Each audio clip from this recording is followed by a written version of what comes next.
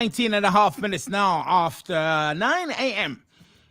Almost time for us to go and look into our moments in current affairs. You know how we get down at 20 minutes past every day, and it is now exactly 20 past. Time for us to check out our moments in current affairs. Good morning if you've just joined.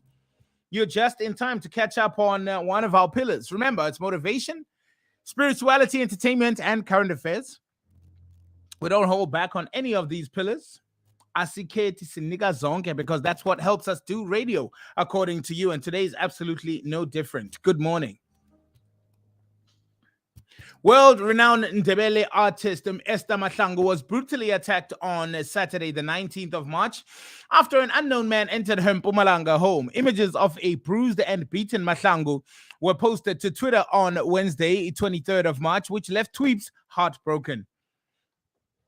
As per the South African police, Esther Mahlangu was preparing to take a nap when she noticed a man inside her house. Mpumalanga SAPS spokesperson Brigadier Selvi Muhlala said the man allegedly grabbed and punched her in the face before trying to strangle her. The woman sustained some bruises on her face, and the matter was reported to the police at the Siabuswa, where a house robbery case was opened, hence the manhunt. The man ran off with her gun and an undisclosed amount of money. Speaking to the Sowetan Live, the 87-year-old artist said, "I could have shot him. It's been years since I last used the gun because it's not something that I carry or use every day, but I can load it and protect myself when I have to." On Wednesday, the 23rd of March, South African Twitter users were left heartbroken after images of the bruised Esther Mahlangu surfaced on the app. The images were posted by Twitter user at Jaresh012. The Twitter user captioned the photo, "People are heartless now." Reacting to the pictures, one tweet wrote, "This is really heartbreaking. Our society is so violent, and it's so sad that one cannot control how the other person thinks. Mob justice should be legalized for such cases. Why beat up an old woman?" Another tweet said. The talented artist told the Sowetan Live that she hopes to have security at her gate soon. There was no way anyone would gain entry into her yard unseen if there was a security guard. It would be better if there's someone seeing everyone that comes in and out of the property, said Mamu Mahlangu.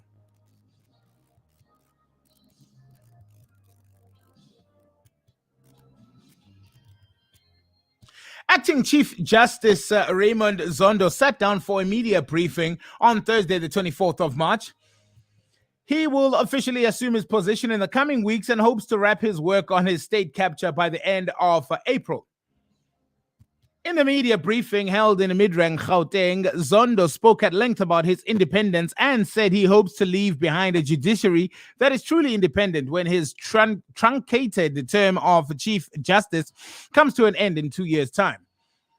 When questioned about his personal independence and his relationship with President Cyril Ramaphosa, he recounted several examples dating as far back as 1999, when he was the acting Justice President of the Labour Court, that were meant to illustrate his judicial independence. In the listed examples, Zondo explained how he disagreed with the judgments made by the more senior judgments. He was questioned about whether he would be independent when faced with political pressure, and he said he would be. Although he was not the JSC's preferred candidate for the position, Zondo said he has no doubt that all members, including Julius Malema, would work well with him following the appointment by Ramaphosa. He said Ramaphosa himself informed him of the appointment. The acting Chief Justice said he was struck by heaviness of the appointment. Nevertheless, he was happy to hear the news. Still in the judiciary, University of Cape Town constitutional law professor Pierre de Vos says it is clearly stated in the constitution that the President Cyril Ramaphosa has the power to suspend public protector Busisiwe Mkhwebane. So the argument that on the merits it would be illegal to suspend her is far-fetched, he adds. Mkhwebane said Ramaphosa must withdraw his letter warning her of possible suspension because the president was heavily conflicted as her office was investigating his alleged conduct. Speaking to Bongani Bingwa, De Vos says the conflict of interest argument is more interesting. The president shouldn't be allowed to interfere with an independent body by suspending someone to protect himself from investigation. Pierre de Vos, who is the constitutional law professor at UCT, stated. Interesting. 25 minutes after 9 a.m. As we saw yesterday, Dlamini was arrested on Thursday afternoon. While police were yet to confirm his arrest, a source and said Dlamini's detention emanated from charges laid against him at the Dobsonville police station on Wednesday. Operation Dudula Deputy Chairperson Dan Hadebe said Dlamini was arrested shortly after he came out of the Kaya FM studios in Parktown, where he had an interview. He was informed that it had to do with the Dobsonville case. It was a smooth arrest because he did not resist. At 8:30 p.m., Hadebe said that he was at the Johannesburg Central Police Station where Dlamini was being detained. We're still trying to find the facts, but in all likelihood, he was and will appear in Roodepoort Magistrates Court on Friday. The case against Dlamini and Operation Dudula members had been opened by Soweto resident Victor Ramerafe, whose home was allegedly ransacked by Operation Dudula members on Sunday. They claimed to be acting on tip-offs from the community that drugs were being sold from Ramerafe's home. No drugs were found during the raid, but Ramerafe said his property was damaged. The EFF had barricaded Ramerafe in laying assault, had backed Ramerafe in laying assault and theft charges against Dlamini. Operation Dudula and other Dudula groupings had been in recent weeks been in the spotlight over their campaigns, which are mainly aimed at evicting illegal immigrants and removing them from the informal trading spaces.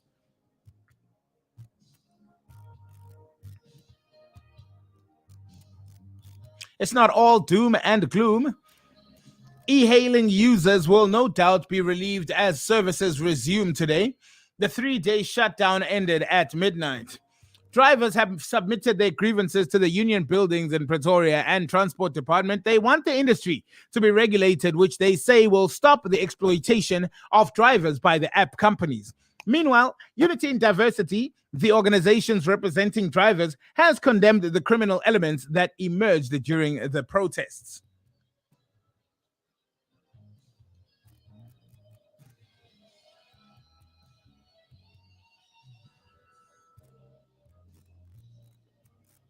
The 350 Rand grant has been with us for the past 2 years, offering a financial lifeline to those in desperate need of support. However, current legislation means it won't be around forever, and one MP is campaigning to change that. Brett Herron of the Good Party has laid his case out for the permanent basic income grant. This would replace the extremely popular 350 grant, which is currently helping approximately 10 million South Africans.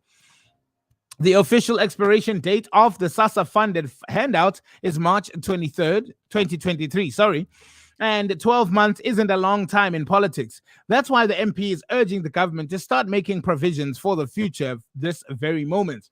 If the 350 Rand grant was to lapse before the replacement was implemented, it could have serious societal consequences. He says, we have to be honest with ourselves. We are not extending the 350 Rand per month social relief grant for 12 months. That grant can never be taken away. We've got 10 million people who are currently relying on it who will not easily survive the socio-economic shock of cancelling access to this grant. He again said, we support the bill, but we urge Treasury to stop planning for this allocation as temporary is not. Instead, it is time to take the basic grant seriously, and Treasury must plan for this. We cannot afford not to. There are still millions of South Africans who cannot find a job, cannot create a job, and don't qualify for any of the other social security cash transfers. Therefore, Herron argues, ensuring that the legacy of 350 Rand lives on is something that the ANC's top brass should be working on right now.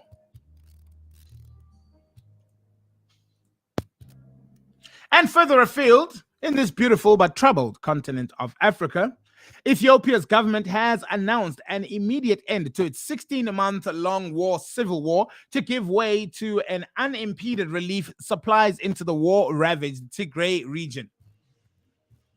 A statement by the Government Communication Services on Thursday, March 24, read that the government calls upon the donor community to redouble their generous contributions to alleviate the situation and reiterates their commitment to work in collaboration with relevant organizations to expedite the provisions of humanitarian assistance to those in need.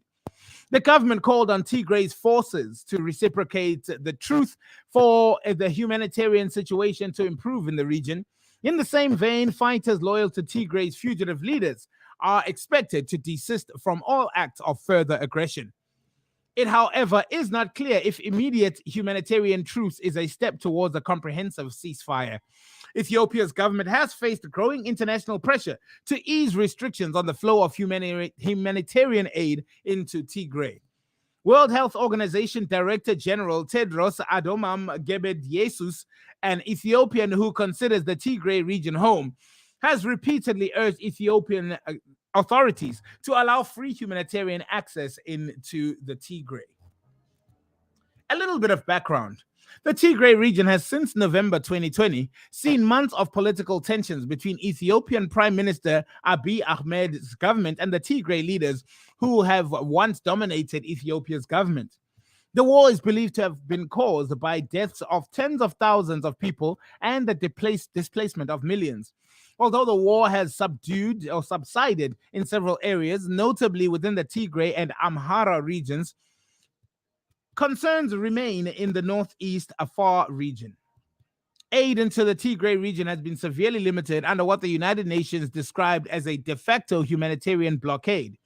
In June, Ethiopia's government cut off all access to food aid, medical supplies, cash, and fuel in Tigray.